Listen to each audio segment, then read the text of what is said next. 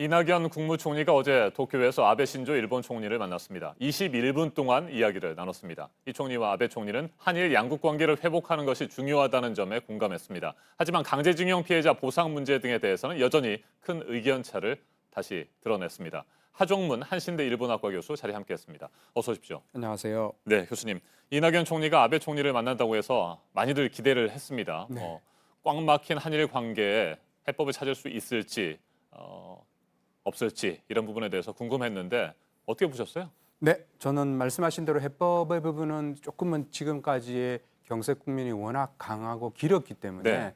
저는 해법을 찾는 것도 시간이 그만큼 걸릴 거라고 생각이 되고요. 이번 그 방일은 어쨌든 출구를 찾지는 못했지만 입구는 충분히 찾았다라는 평가가 가능할 것 같습니다.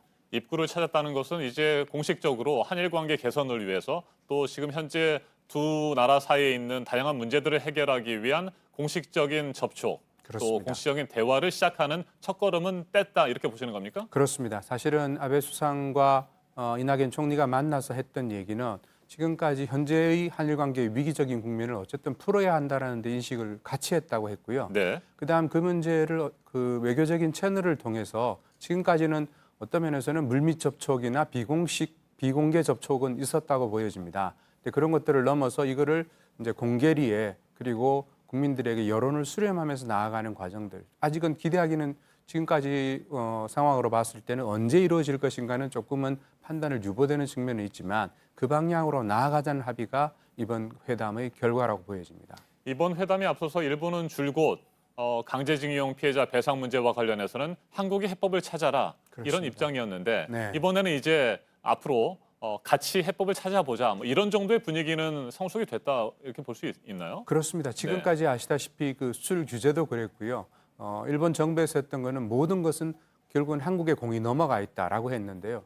이번에 두 분이 만나면서 결론은 뭐냐면 그 공에 대한 부분들을 같이 하자. 일종의 이제 힘든 부분이라면 고통을 분담하는 거고 해결을 위한 노력에서 같이 나아가자는 합의가 이루어진 것으로 보여집니다. 네, 그러면서도 아베 총리 국가 간의 약속은 지켜져야 한다 이런 입장을 거듭 밝혔습니다. 이 부분은 어떻게 봐야 될까요? 네, 이거는 특히 한국하고 일본하고 언론에서 보도 이렇게 온도차가 굉장히 컸다고 보여지는데요. 한국에서는 굉장히 낙관적이고 기대하는 분위기가 컸다면 일본은 신중하고 불투명하고 내지는 조금은 비관적인 요소도 감지됐었습니다. 네. 근데 이런 것들이 이제 한국 쪽의 기대가 어쩌면은 아베 수상이나 일본 정부가 양보하는 게 아닌가 이런 그 판단을 일본 국민과 아베 수상 지지자들에게 심어줄 수 있다라는 것이죠. 네. 그러니까 그런 것들을 염두에 두면서 기존에 했던 아베 수상의 말들, 특히 이제 약속을 지키고 한국이 국제법을 위반했다라는 얘기를 포함해서 이런 것들은 포함하면서도 적어도 대화 기조로 바꿔 나가는 노력 이런 것들은 필요하다는 두 가지를 공존시키기 위한 저는 화법이라고 생각이 됩니다. 네, 강경화 외교부 장관은 간극이 좁아진 면도 있다 이렇게 얘기를 했습니다. 네. 뭐 공식적으로 밝힐 수는 없겠지만 네. 두 나라 사이에 뭔가 좀 구체적인 해법에 대해서 논의가 이루어졌을 가능성도 있다고 보십니까? 예, 그렇습니다. 사실 7월부터 시작해서 벌써 이제 3개월 반이 지나고 있는데요. 네. 이 정도의 시간이면 이 문제 자체가 갑자기 돌발적으로 생긴 것도 아니었고요. 그런 면에서는 양국이 일정 정도의 정보와 노하우를 가지고 있다고 보여집니다. 다만 일종의 정치적인 셈법 때문에 아베 수상의 참여연 선거라든지 이런 것들 때문에 강경 기조를 계속 유지해왔던 것이고요.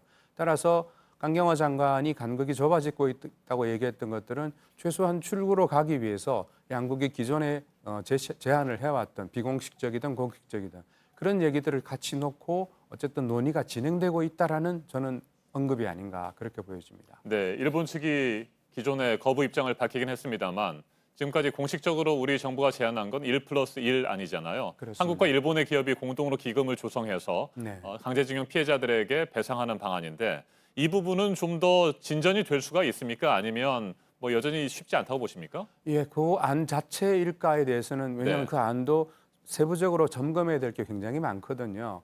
따라서 큰 틀에서 일본이 거부를 했던 거는 6월 20일입니다만 그거는 당연히 이미 제재가 예정되어 있다는 게 확인이 됐지 않습니까?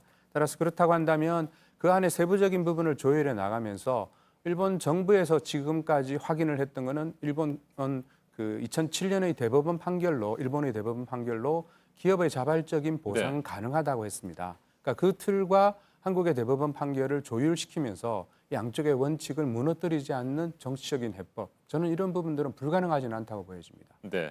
11월 23일이면 한일 군사정보 보호 협정의 효력이 상실됩니다. 종료가 그렇습니다. 되는 상황이고 이전에 한일 정보 보호 협정과 일본의 수출 규제를 맞바꿔서 둘 다 같이 철회를 하거나 계속 유지하는 방안 이런 부분들은 현실적으로 어떻게 보십니까? 저는 그건 현실적으로 높다고 보여지지는 않고요. 네. 기존의 일본 정부도 계속 그 문제에는 논의의 가치가 없다고 거의 뭐 일축한 것이나 마찬가지이기 때문에 지소미아의 그 종료가 되는 11월 23일이 데드라인이라고 보여지지는 않습니다. 오히려 더 큰 문제는 문제의 출발점이 되는 일본의 전범 기업의 미쓰비시를 포함해서 네. 내년 1월로 예상됩니다만 기업 자산의 현금화가 저는 결정적인 분기점이 될 것 같아요. 그러니까 그 안에 어느 정도 양국이 최소한의 합의 조건을 만들고 그 부분을 수행해 나갈 의지가 확인이 된다면 생각보다는 장기화라고 예상이 됐었습니다만 조금은 새로운 단계의 한일 협력도 가능한 구도가 아닌가 그렇게 보여집니다. 네, 일본이 특별한 태도 변화를 계속해서 보이지 않는다고 한다면 일본 전범 기업의 자산을 현금화하는 작업을 우리는 또 진행할 수밖에 없잖아요. 그렇습니다. 그런데 만약에 그렇게 가게 된다고 한다면 일본에서 또 다른 반격을 할 것이고요. 네, 되돌릴 수 없는 상황까지 치달을 수 있기 때문에 그 전에 끝내는 것이 제일 좋은데 그렇습니다. 올해 안에 네. 상황들이 좀 정리될 가능성이 있다고 보십니까? 그 부분들을 지금 현재 어떻게 판단할 것인가의 문제가 양국에서 굉장히 쉽지 않은 셈법이라고 생각이 되는데요. 저는 올해 안에 끝난다 안 끝난다에 대한 제가 확실한 정보를 가지고 있지는 않고요.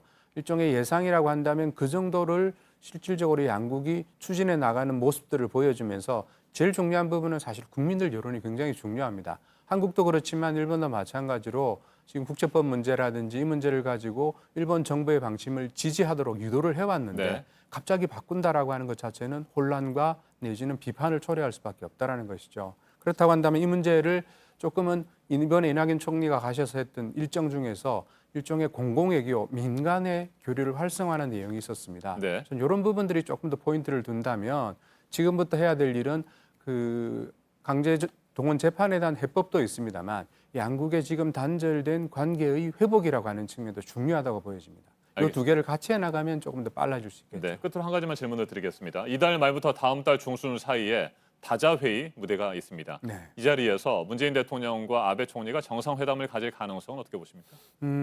이번처럼 아마 20분 정도라든지 굉장히 짧은 형식적인 부분은 필요가 없을 것 같고요. 네. 오히려 그렇다면 저는 양국 정상이 만나서 계속적으로 문제 해결의 의지를 확인하는 정도의 퍼포먼스는 가능하다고 보여집니다. 알겠습니다. 지금까지 하종문 한신대 일본어과 교수였습니다. 말씀 잘 들었습니다. 네, 좋습니다.